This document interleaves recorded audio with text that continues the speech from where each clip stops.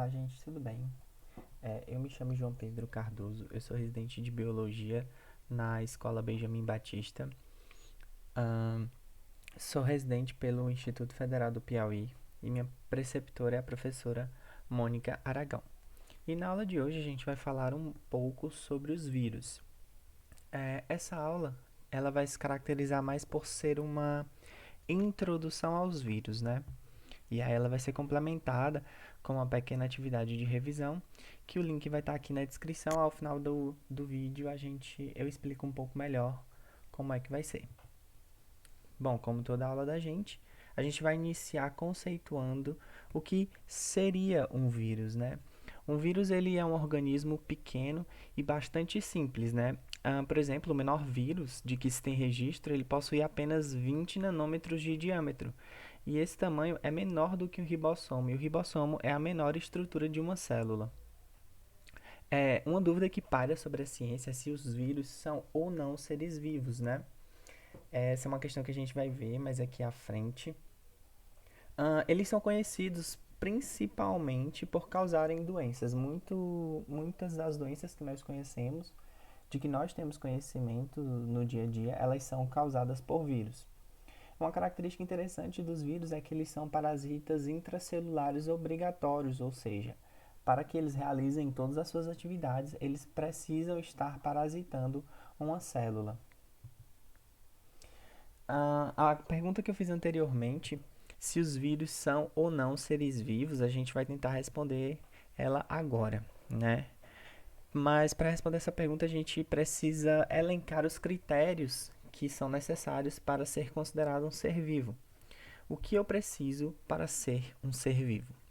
É necessário possuir células e os vírus eles são considerados seres acelulares. O que são células? Células são estruturas, é um conjunto de organelas banhadas por um líquido que nós vamos chamar de protoplasma e eles são delimitados por uma membrana plasmática. E os vírus eles não têm essa característica, então eles são considerados seres acelulares. Para ser um ser vivo, eu preciso de metabolismo. E os vírus, eles não têm metabolismo próprio, eles precisam utilizar o metabolismo da célula hospedeira, por isso que eles são parasitas intracelulares obrigatórios. Eles precisam parasitar uma célula para realizar o seu metabolismo utilizando a maquinária da célula que está sendo parasitada. Capacidade de reprodução. Sim, os vírus eles têm capacidade de reprodução. Entretanto, isso só ocorre quando eles estão dentro de uma célula hospedeira. Precisam possuir material genético, eles possuem e precisam evoluir. Então ele tem algumas características, outras características elas ocorrem com ressalvas, como por exemplo a capacidade de reprodução, que eles só conseguem se reproduzir se eles estiverem parasitando uma célula. Para fins didáticos, nós vamos adotar aqui que os vírus são sim seres vivos. Como foi então que ocorreu a descoberta dos vírus? Tudo começou lá em 1883 com Adolf Meyer, em que ele estudava a doença do mosaico do tabaco, né? E ele descobriu que essa doença ela poderia ser transmitida por meio da seiva das plantas, quando uma contaminada era esfregada em outra que não estava contaminada, logo esta que não estava contaminada passava a apresentar os sintomas da doença. E ele analisou a seiva, só que ele não conseguiu identificar o organismo que causava aquela doença, né? Porque ele era muito pequeno, então ele não conseguiu ver. E a hipótese era de que se tratava de uma bactéria mas bastante pequena. Então, os estudos do vírus começou aí com Adolf Meyer em 1883, entretanto, ele não conseguiu visualizar qual era esse micro-organismo e acabou chegando à hipótese de que seria uma bactéria bem pequena. Uma década depois, Dmitry Ivanovsky e Martinus Bengerenk eles realizaram trabalhos que tornaram então os vírus conhecidos. É importante ressaltar que estes trabalhos realizados por esses dois cientistas, eles foram realizados separadamente. Ivanovsky ele realizou trabalhos com tabaco e meio que acabou confirmando a hipótese de Meyer, ou seja, tinha um micro-organismo que não conseguia identificar que estava causando a doença do mosaico do tabaco. Ben Jerrick realizou experimentos que contradisseram os trabalhos realizados por Ivanovsky, e ele observou que o causador da doença do tabaco ele não se multiplicava nos meios de cultura, diferente das bactérias conhecidas naquela época. Ou seja, se eu isolasse aquele micro-organismo e colocasse ele em um meio de cultura, o meio de cultura é uma solução com todos os nutrientes necessários para um organismo sobreviver, um micro-organismo sobreviver. Quando eu colocava esse organismo isolado lá, se fosse uma bactéria, ele começaria a se multiplicar. Entretanto, a gente viu que os vírus eles só conseguem se reproduzir se eles estiverem dentro de uma célula hospedeira. E o meio de cultura não é uma célula, logo eles não conseguiam se reproduzir. Então ele foi o primeiro a propor a ideia da existência dos vírus. Agora a gente vai falar um pouco sobre a estrutura dos vírus. Aqui tem uma imagem do lado que mostra as glicoproteínas, o capsídeo, o envelope e o DNA. Essa é basicamente a estrutura de um vírus. Como eu já falei, os vírus eles não possuem célula. Eles são compostos basicamente por proteínas e ácido nucleico. O ácido nucleico aqui é referente ao material genético. Aqui tem DNA, mas nem sempre é DNA. Às vezes pode ser RNA também, ou os dois juntos. Eu tenho o capsídeo, que é uma estrutura proteica. Ele é formado por pequenos monômeros, que eu vou chamar de capsômeros. Então, vários capsômeros formam o capsídeo, que aqui está destacado de roxo. E a função do capsídeo é nada mais nada menos do que proteger o material genético dos vírus. O vírus ele tem um material genético, geralmente, na maioria das vezes, é apenas de um único tipo, ou é DNA ou é RNA. A gente tem uma exceção à regra, que é o citomegalovírus, que ele apresenta os dois tipos de material genético simultaneamente. Os vírus eles podem apresentar o DNA de fita dupla, igual a gente, né, os animais, quer dizer, eucariontes. Podem apresentar DNA de fita simples, RNA de dupla fita ou RNA de fita simples. Então você vê que a organização do material genético dentro do corpo de um vírus ela é bastante variada.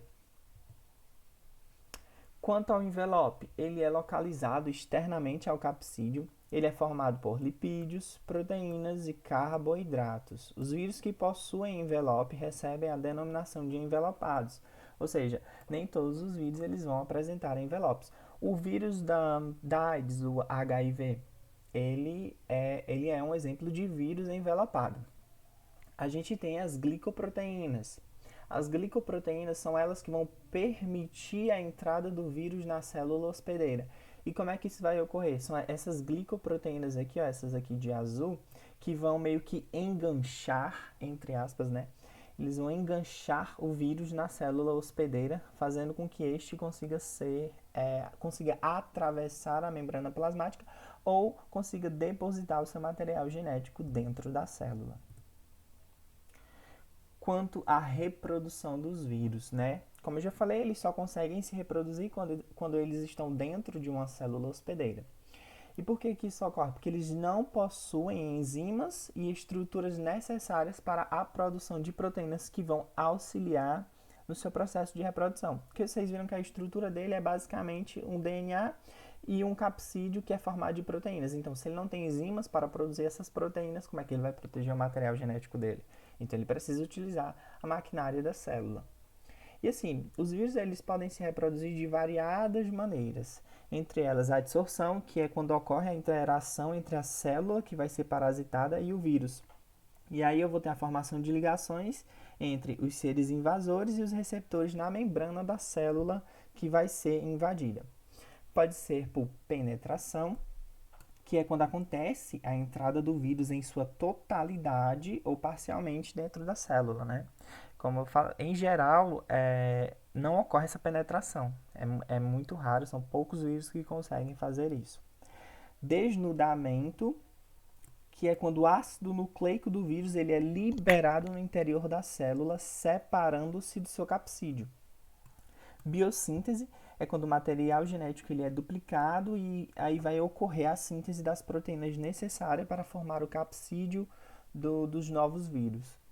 Morfogênese é quando acontece a organização das estruturas formadoras do capsídeo e do material genético desses vírus. E liberação, que é quando ocorre a lise da célula e a liberação dos vírus. No caso dos envelopados, isso vai ocorrer por meio do brotamento desses organismos. Quanto à reprodução dos vírus, a gente sempre remete à replicação viral, né? Que são tidos em dois ciclos, o ciclo lítico e o ciclo lisogênico. O ciclo lítico é aquele em que o vírus ele vai penetrar o material genético ao se aproximar da célula, e assim que ela é penetrada, o vírus ele vai se multiplicar com auxílio das organelas presentes nessa célula. E aí, quando essa célula ela produz esses novos vírus, essa célula ela vai morrer.